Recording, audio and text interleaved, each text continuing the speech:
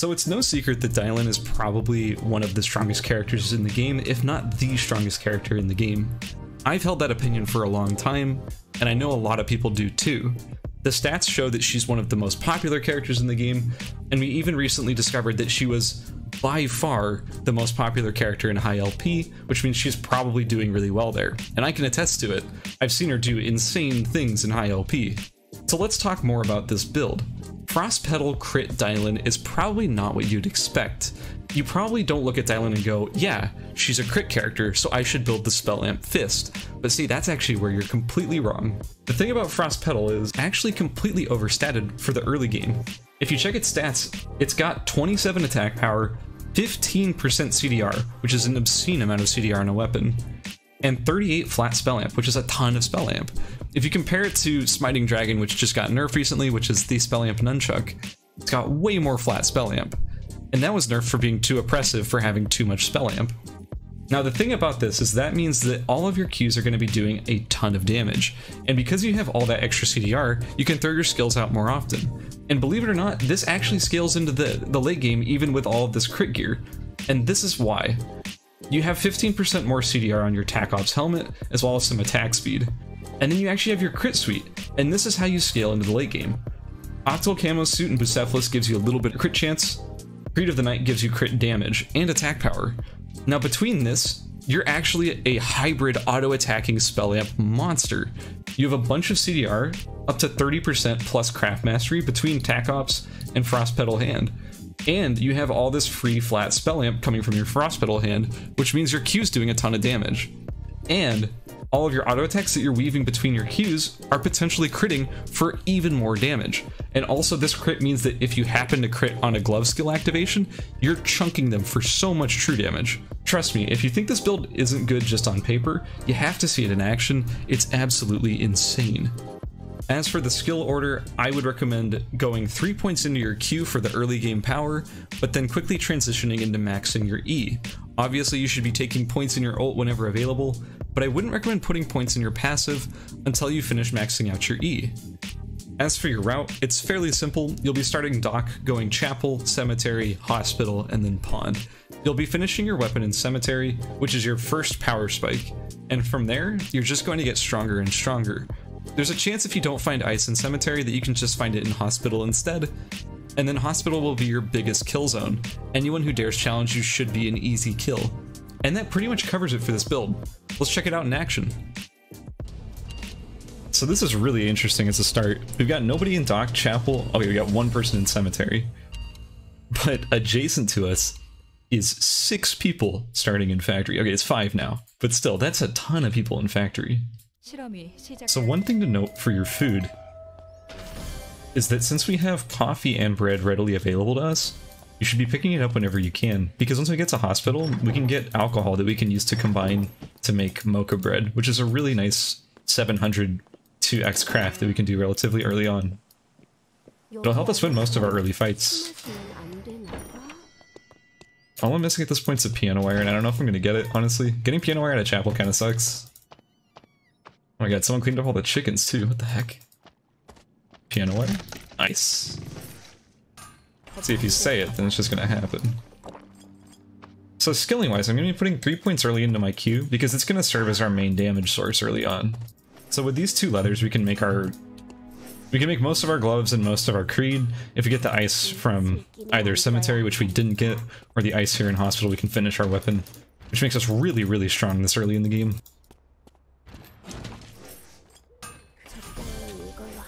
We got our creed done. We got our ult available to us. This is a big power spike moment. The second we finish our weapon, we can just take any fight and win it. Nice. Okay, so weapon done. And this is a great place to be right now. So I think we're gonna kill this guy right here.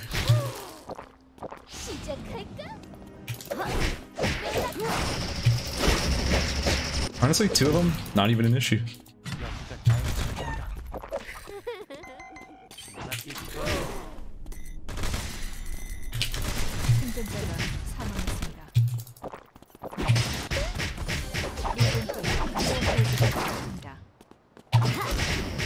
There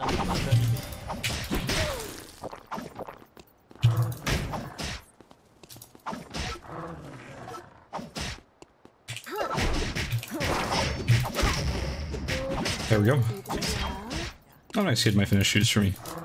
Very convenient. That Yuki up there might be a free target as well. Nice. Our teammates got some moves.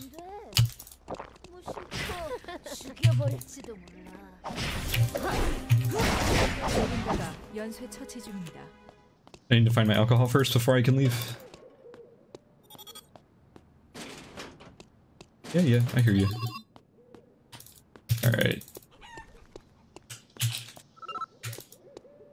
I'm gonna take the Tsuchiwa. The flash spell lamp actually benefits you a lot, so we're gonna be going straight to that. Since we kind of can't finish our magazine for now.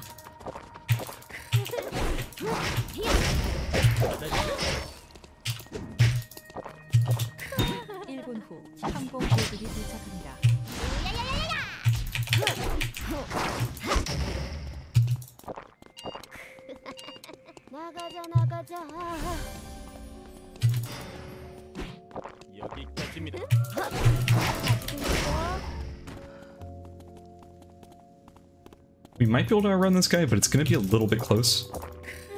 Because if he dashes to enemies like that, it's going to be hard for us to actually catch up. Even though we do maintain pretty decent distance. Oh, there's a random Yuki here too. We might just change our focus to killing the Yuki.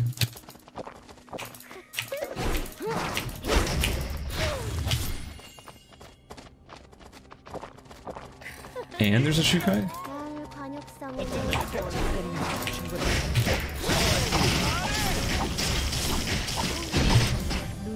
There we go. Nicely done. My only issue is just running at fights right now is that I need food. I just have none at the moment.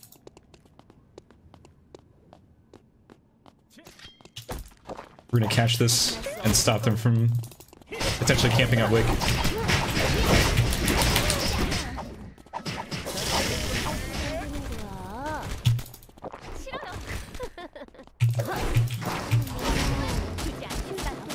But can I catch him?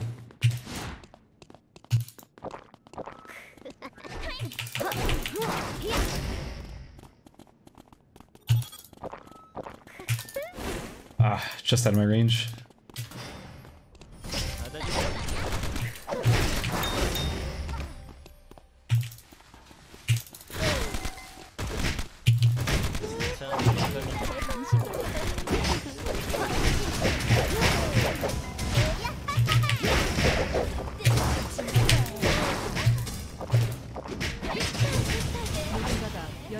And there it is. I think we're just trying to clear up this one last guy.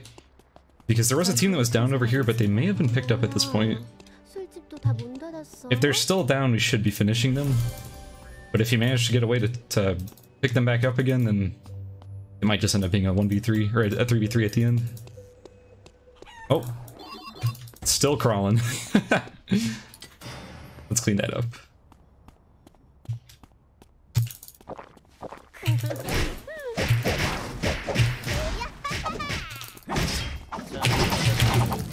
There we go. That's a good clean win. Yo, GG to my teammates though. Yeah, gotta say, as a sort of tanky support build that helps assist your teammates and do what they need to do, this build's great. The Frost Petal hand is great for giving you that early advantage, and you still have decent CDR because you have 15% on the Frost Petal hand and 15% coming from the Tac Ops. So you're very spammable, you're a little bit beefy, you've got really good base damages on everything, you're strong early game, and you're strong late game. Overall, this build's great. I'd recommend it for both solo and squad. In solo, it can pop off really hard. It can give you a lot of early pressure to get a lot of early kills, and you can just snowball that into high mastery in the late game. And in squad, as you saw, it gives you a lot of chances to just support your teammates. You do a lot of damage with your empowered Qs, and it gives you the chance to just focus down targets, or maybe even snipe them with a strong art when your teammates are ready to go in for the fight.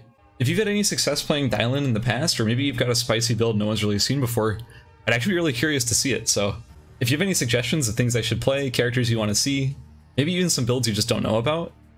Feel free to suggest stuff. But either way, that's going to be it. Thank you so much.